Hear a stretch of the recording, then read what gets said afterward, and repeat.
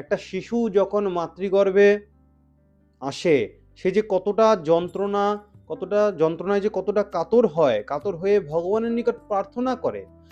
শিশু বলতে শুধু সকলের কথা বলছে, কিন্তু আমি আপনি যখন আমরা মায়ের গর্ভে ছিলাম, প্রত্যেকের কথা বলছে এখানে কপিল ভগবান।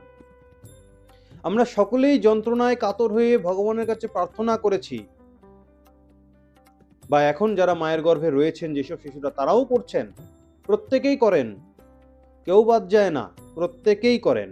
বলেন, হে ভগবান, এই হতভাগ্য জীব কখন এই গর্ভ কারাগার থেকে মুক্ত হবে, এই চিন্তা তখন থাকে। আর যাতে আমাকে বহু মাতার গর্ভে বারবার বাস না করতে হয়, তার জন্য আমি অবশ্যই চেষ্টা করব। যদিও এইভাবে মাতৃগর্ভে শিশু প্রার্থনা করে ঠিকই, প্রার্থনা জানায় ঠিকই, তথাপি যেই মাত্র মাতৃগর্ভ থেকে সেই সন্তান বেরিয়ে আসে এই কলিযুগের বা এই জগতের মায়াবদ্ধ এই জগতের মধ্যে ভূমিষ্ঠ হয়, ভূমিষ্ঠ হবার পরে সে সমস্ত কিছু ভুলে যায়, সমস্ত কিছু ভুলে যায়।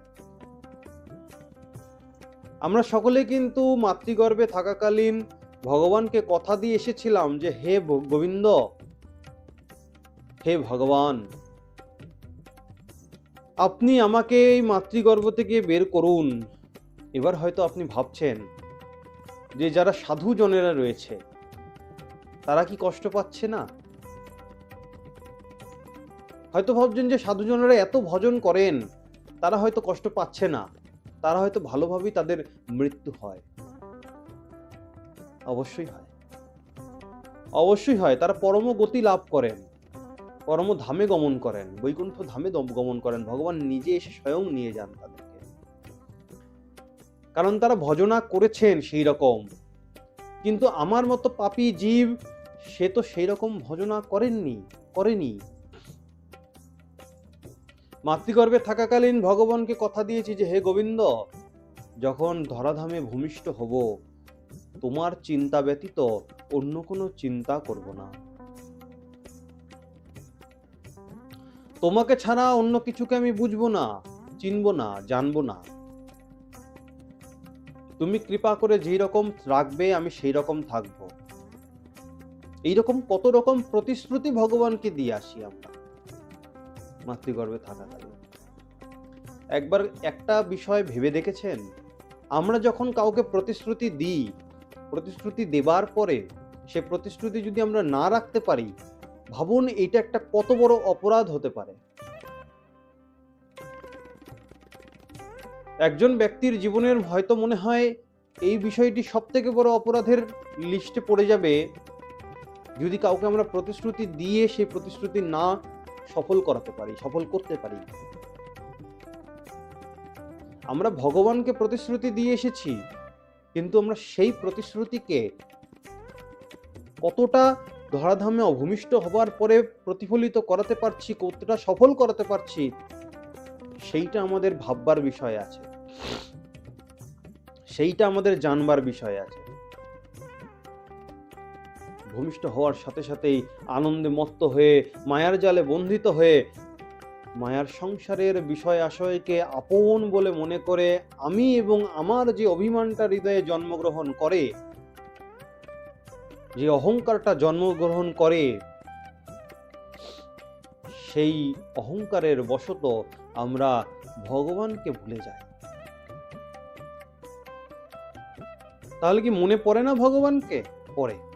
কখন পড়ে?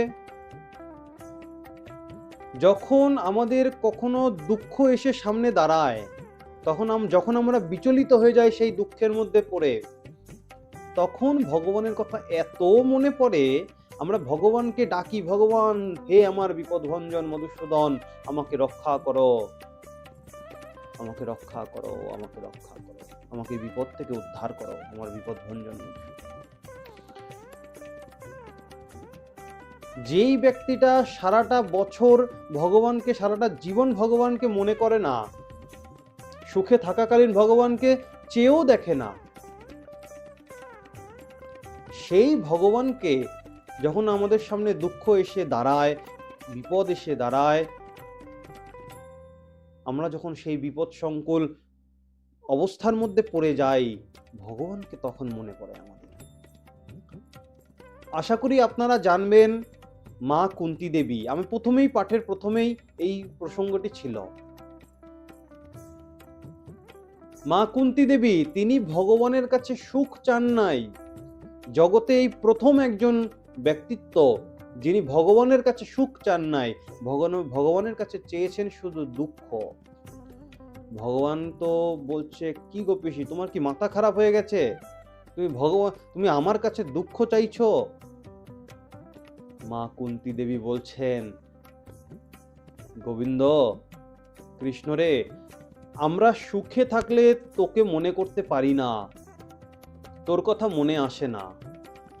তুই এমন একটা কিছু কর, তুই সবসময় আমাদেরকে দুঃখ দিয়ে রাখ, যাতে হা গোবিন্দ বলে, হা গোবিন্দ বলে, হা কৃষ্ণ বলে সর্বদাই তোর চরণে পড়ে থাকতে পারি। সেই একজন ব্যক্তিত্ব যিনি ভগবানের কাছে দুঃখ চেয়েছিলেন।